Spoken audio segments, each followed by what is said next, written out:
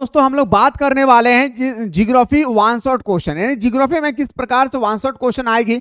आज हम लोग इस टॉपिक के माध्यम से मैं भरपूर मात्रा में कोशिश करूंगा वो प्रश्न करवाने की जो आपके एग्जाम पे आएगी। इससे पहले मैंने पॉलिटिकल साइंस का, हिस्ट्री का मैंने जबरदस्त तरीके से आप लोगों को बता रखा है। जो भी स्टूडेंट्स नहीं देखे प्लेलिस्ट में जाकर अच्छी तरह सब देख सकते हैं। लेकिन मेरे दोस्तों अगर आप चाहते हैं कि सर हमें सिलेक्टेड क्वेश्चन को देख कर तैयारी करना है फाइनल एग्जाम के अकॉर्डिंग, तो मेरे प्यारे आप लोग झारखंड में, अगर आप झारखंड बोर्ड में टॉप पोजीशन पे आना चाहते हैं या अपना बेटर मार्क्स लाना चाहते हैं इन बचे हुए 2 मंथ में, तो मेरे दोस्तों आप क्रैश कोर्स को जरूर ज्वाइन कीजिएगा, क्योंकि यही क्रैश कोर्स है मेरे दोस्त जिसमें सुबह शाम आप लोगों को संभावित प्रश्न यानी सिलेक्टेड क्वेश्चन करवाया जाता है। उसके बाद पीवाई भी करवाए जाते हैं। 5 साल का, पिछला 5 साल का पूछा हुआ सारा प्रश्न आप लोगों को कराई जाती है। आप ट्यूशन पढ़ रहे, कोचिंग कर रहे, कुछ भी कर रहे हैं मेरे दोस्तों, 10 महीना का पढ़ाई आप एक तरफ रखिए और हमारे एप्लीकेशन पे सुबह शाम जो क्लास हो रही है वो एक तरफ रखिए। मेरे दोस्तों यकीन मानिए आपके भारी पड़ जाएगी ये,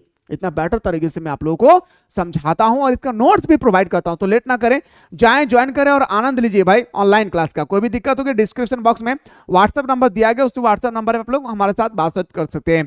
पहला क्वेश्चन है सर, 1 करोड़ या उससे अधिक जनसंख्या वाले नगरों को क्या कहा जाता है? तो मेगा सिटी। याद रखिएगा मेरे भाई, 1 करोड़ हो जहां किसी भी जगह की आबादी अगर 1 करोड़ है, और याद रखिएगा या तो 1 करोड़ से अधिक है उसको हम लोग मेगा सिटी कहते हैं। लेकिन मेरे दोस्तों अगर नगर का निर्माण कहा जाएगा तो बताएंगे सर जहां की आबादी 5000 से अधिक हो उसे हम लोग नगर कहते हैं। क्या कहते हैं भाई?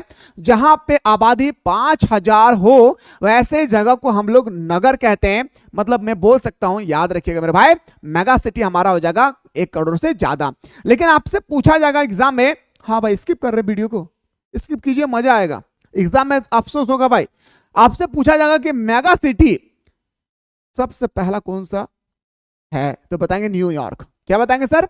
न्यूयॉर्क। ठीक है, अगला क्वेश्चन पे सर, 100% यानी 100% नगरीय जनसंख्या वाला देश का नाम बताएं भाई? तो हमारा सिंगापुर। ठीक है, विश्व का पहला मेगा सिटी। ये सारा प्रश्न आपके एग्जाम पे 1-1 मार्क्स का आएगा, इसीलिए हम लोग कह रहे हैं इसको हम लोग याद रखेगा वन शॉट क्वेश्चन।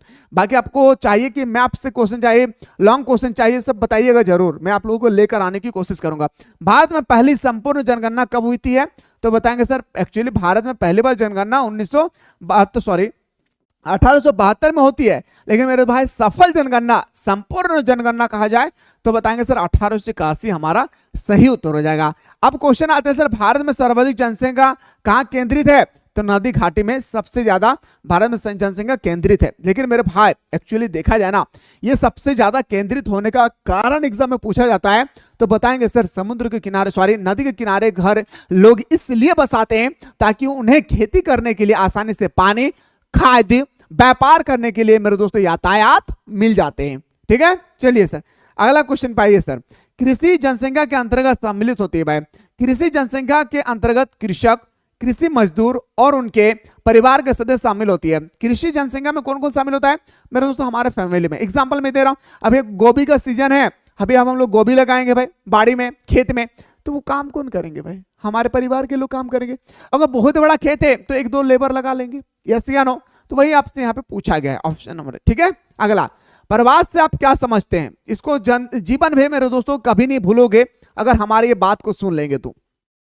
प्रवास मेरे दोस्तों 2 प्रकार का होता है। सबसे पहले आप लोग याद रखिएगा कि प्रवास कितने प्रकार का होती है, बताएंगे सर। प्रवास हमारा 2 प्रकार का होता है, राष्ट्रीय प्रवास, एक हमारा अंतरराष्ट्रीय प्रवास। राष्ट्रीय प्रवास उसे कहते हैं जो अपने देश के अंदर में रह के अपने ही देश के किसी और हिस्से में जाकर काम करे, पढ़ाई करे या कुछ भी करे।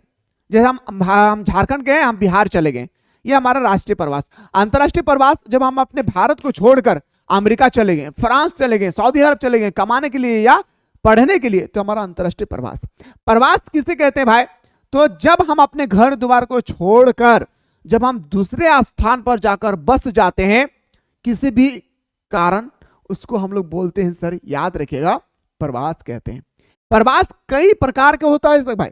एक मजबूरी प्रवास भी होती है, जैसे मान के चलिए बिहार में पूरा बाढ़ आ गई और बाढ़ की वजह से लोग मेरे दोस्तों अपने जान को बचाने के लिए वो झारखंड की ओर दौड़ रहे हैं, ये भी प्रवास है। प्रवास कई प्रकार का हो सकता है, पढ़ाई के लिए भी प्रवास हो सकती है, काम के लिए भी काम के लिए भी आपका प्रवास हो सकती है। और मेरे दोस्तों, अगर कोई विपत्ति आ जाए, कोई विपदाएं आ जाए, तो हम उसको भी प्रवास कहते हैं, जब हम अपने जगह को छोड़कर दूसरे जगह चले जाते हैं। याद रखिएगा, मैं उम्मीद करता हूं कि प्रवास के बारे में मरते दम तो याद रखोगे। लोगों का एक जगह से दूसरे जगह जाकर बस जाना या निवास होना प्रवास कहलाता है। अब इसी में आता है सर, उत्प्रवास किसे कहते हैं? एक स्थान से दूसरे स्थान पर बसने वाला व्यक्ति उत्प्रवास कहलाता है। मान के चलिए मेरे भाई, मैं एग्जाम्पल दे रहा हूं। प्रवास का मतलब मैं यहां पे हूं, अभी मैं चला गया यहां पे, और यहां से फिर मैं वापस यहां पे आ जाऊंगा, आज हो या काल हो या 10 साल बाद हो। लेकिन मेरे भाई, उत्प्रवास किसे कहते हैं? अगर हम यहाँ घर था मेरा झारखंड में, और हम हम अपना हजारी, मैं मान के चलिए मेरे दोस्तों, मेरा घर है हमारा झारखंड में, और हम जाके घर बना रहे हैं बिहार में। अब हमारा झारखंड से कोई लेना देना नहीं है, अब हमारा झारखंड से कोई लेना देना नहीं है। तो इस स्थिति में ऐसे जगहों को उत्प्रवास कहते हैं। क्या भाई? उत्प्रवास कहते हैं। चलिए सर, उम्मीद करते हैं मेरे भाई समझ में आ गया होगा। अगला, नगरीय अधिवास से आप क्या समझते हैं? जो नगरीय अधिवास है, इससे आपको क्या समझ में आता है? नगरीय अधिवास का तात्पर्य उस बस्ती से होता है जो अपने क्षेत्र में सबसे बड़े, सबसे अधिक सुविधा संपन्न, जैसे अस्पताल हो गई, स्कूल हो गई, सांस्कृतिक हो गया, कोई सभ्यता हो गई, या मेरे दोस्तों जहां पे हमें रोजगार के अवसर मिलती है, जहां पे हमें पर्यटन के अवसर मिलती है, हम पैसा जहां पे अर्जित कर सकते हैं, ऐसे जगहों को नगरीय अधिवास कहते हैं। नगरीय अधिवास मेरे दोस्तों, आज हम लोग अक्सर अपने गांव पे देख रहे हैं कि जो हमारे गांव के बेकार इंसान है, जो बेरोजगार है, वह नगर की ओर प्लान कर रहे हैं, नगर की ओर प्रवास कर रहे हैं, सिर्फ और सिर्फ कमाने की चीज। तो ये हमारा सर नगर है कि नगर में हमारा अस्पताल की सुविधा होती है, स्कूल की सुविधा होती है, शिक्षा की सुविधा होती है, संस्कृत की सुविधा होती है, नए नए सभ्यता हमें देखने को मिलते हैं। ये हमारा सर याद रखिएगा नगरीय अधिवास। ओके, चलिए सर, उम्मीद करते हैं समझ में आ रहा होगा। रेखीय प्रतिरूप का निर्माण किस प्रकार होती है? मेरे भाई, इसको थोड़ा सा ना समझिएगा मेरे भाई। बस्ती कई प्रकार का होता है। एक हमारा जो हमारा पहाड़ी एरिया में होती है, वो त्रिभुजा आकार का हमारा होता है बस्तियां। क्या होती है भाई? त्रिभुजा आकार का होता है हमारा बस्तियां। ओके सर, सीढ़ी नुमा जिसे बोलते हैं। क्या बोलते हैं गुरुजी? सीढ़ी नुमा, उसे हम लोग कहते हैं। लेकिन रेखीय भाई कहां पे हमारा इस तरह से होती है? ठीक है, देखिए, ग्रामीण बस्ती में जब मकान सड़क, नदी, नहर, घाटी के किनारे अथवा तटबंध पर स्थापित होते हैं, ऐसे जगहों पर रेखित प्रतिरूप का निर्माण होता है। हमारा घर कब मेरे दोस्तों रेखिया में बनेगा? सीधा सीधा कब बनेगा? जब नदी बह रही है, उस नदी के किनारे हम लोग घर बना लिए भाई। कोई नहर बह रहा है, नहर के किनारे किनारे घर बना लिए भाई। कोई घाटी है, जैसे दामोदर घाटी, तो कोई घाटी है, घाटी के किनारे हम लोग घर बना लिए। तो ये हमारा रेखीय होगा, लीनर भाई, लीनर विलेज, ये हमारा रेखीय हो गई। ओके, क्या हो गया भाई? ये हमारा रेखीय हो गया। लेकिन अगर पर्वतीय एरिया में जाएं, पर्वतीय क्षेत्र में अगर हम लोग जाएं, तो वहां पे हमारा होगा सीढ़ी नुमा। क्या हो जाएगा भाई? वहां पे होगा हमारा सीढ़ी नुमा। क्या होगी भाई? वहां पे होगा हमारा सीढ़ी नुमा। कोई दिक्कत? चलिए सर, उम्मीद करते हैं समझ में आ गया होगा।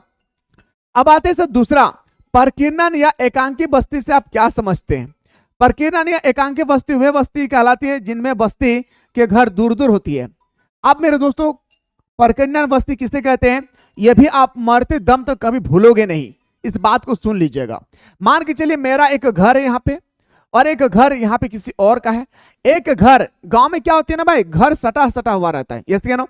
गांव में घर क्या होती है? सटा हुआ होता है। एक घर दूसरे घर से सटा हुआ रहता है। लेकिन परकीर्णन बस्ती जो होती है भाई, यह हमारे एकांकी बस्ती होती है। एक घर जो है दूसरे घर से काफी दूर में होती है। और ये जो इलाका है भाई, ये इलाका ये चाष करने के लिए बनाया जाता है भाई। किसके लिए? चाष करने के लिए बनाया जाता है। इसमें खेती किया जाता है। समझ में आ रहा है? याद रखिएगा, जब बस्तियां में घर दूर दूर हो और खाली स्थानों पर जब हम लोग चाष करते हैं, यानी खेती करते हैं, ऐसे स्थिति में ऐसे बस्तियों को क्या कहा जाता है भाई? एकांकी बस्ती कहा जाता है। मेरे दोस्त, इससे सिंपल भाषा कौन समझा सकता है आपको? अच्छा लगे ना तो एक बार जरूर कमेंट कीजिएगा। ठीक है, तो वही कह रहा था कि जिनमें बस्ती के घर दूर दूर या अलग अलग होते हैं तथा वे दो मकानों के बीच प्राय कृषि भूमि का क्षेत्र मिलती है। अभी कृषि में कर रहा हूं ना भाई, देखिए अभी खेत में अभी हम लोग चाष करने के लिए खेत पर रोपे हैं भाई, फल उठेगी तो परीक्षा के बाद मैं आप लोगों को खिलाऊंगा। रवि की फसल से आप क्या तात्पर्य है? रवि की फसल को शरद ऋतु में लगाया जाता है। रवि की जो फसल है ये हम लोग कहां पे लगाते हैं भाई? शरद ऋतु में लगाते हैं। अर्थात इसकी कृषि ऋतु अक्टूबर से मार्च में होती है भाई, याद रखिएगा, अक्टूबर टू मार्च में होती है। कहां पे भाई? तो बताएंगे सर, याद रखिएगा कहां से होती है? अक्टूबर टू मार्च में। जैसे इसका गेहूं हो गया, चना हो गई, सरसों हो गया, जो हो गया, यह सब हमारा रबी फसल में आती है। कॉफी की 3 किस्म क्या है भाई? तो अरेबिका, रोबस्ता, लिबेरिका, ये 3 प्रकार का किस्म है भाई। क्या बताएंगे सर? ये हमारा 3 प्रकार का किस्म है किसका? कॉफी का भाई। कॉफी कौन सा फसल में आते हैं गुरुजी? तो बताएंगे सर रोपन फसल में। कौन सा फसल में भाई? रोपन फसल में। रोपन फसल मेरे दोस्तों जैसे हमारा चाय हो गया, जैसे हमारा कोको हो गया, कोको, जैसे हमारा गन्ना हो गई, ठीक है, जैसे हमारा कहवा हो गया, कहवा, याद रखेंगे ये सब क्या है भाई? हमारा सारा का सारा हमारा आता है रोपन फसल। रोपन फसल को याद करने का ट्रिक याद रखेगा, मरते दम तक नहीं भूलोगे भाई। क्या ट्रिक याद रखना? जो खनिज पदार्थ यानी जो चीज हमें लिक्विड पदार्थ में पाया जाता है, जैसे हमारे मेरे दोस्तों चाय, हम तो माल पिएंगे, बोल रहे हैं या नहीं? हम तो चाय पिएंगे, ये लिक्विड पदार्थ है। कोको लिक्विड है। रबड़, रबड़, रबड़ ये भी क्या है? लिक्विड है। गन्ना, रबड़ जो बह जाता है वो हमारा आता है रोपन फसल में। ओके, चलिए सर, उम्मीद करते हैं बहुत ही शानदार तरीके से आप लोगों को समझ में आ गया होगा। खरीफ फसल से आप क्या समझते हैं? या मेरे दोस्तों खनिज की परिभाषा दीजिए, खनिज किसे कहते हैं? ये सारा क्वेश्चन जो आप लोग देख रहे हैं ना, ये 1-1 मार्क्स का आता है। लेकिन हाँ, ये सब क्लास मेरे दोस्तों आपको यहाँ पे नहीं मिलेगी। इसके लिए आपको प्ले स्टोर से मिसाइल क्लासेस के आपको डाउनलोड करना होगा। डाउनलोड करने के बाद आपको क्रैश कोर्स को ज्वाइन करना है। क्रैश कोर्स का क्लास जो होती है सुबह शाम दोनों टाइम पे मेरे दोस्तों ताबड़तोड़ तरीके से आप लोगों को कराई जाती है। और यहां तक आप लोगों की इतना सारा PYQ में लेकर आया हूं, सारा PYQ को भी मेरे दोस्तों आप लोगों को एक एक करके मैं आप लोगों को बताऊंगा। तो फटाफट जाइए मिसाइल क्लासेस के आपको प्ले स्टोर से डाउनलोड कीजिए और हर दिन सुबह शाम हमारे साथ जुड़े रहे। मिलते हैं इसी तरह से नेक्स्ट वीडियो।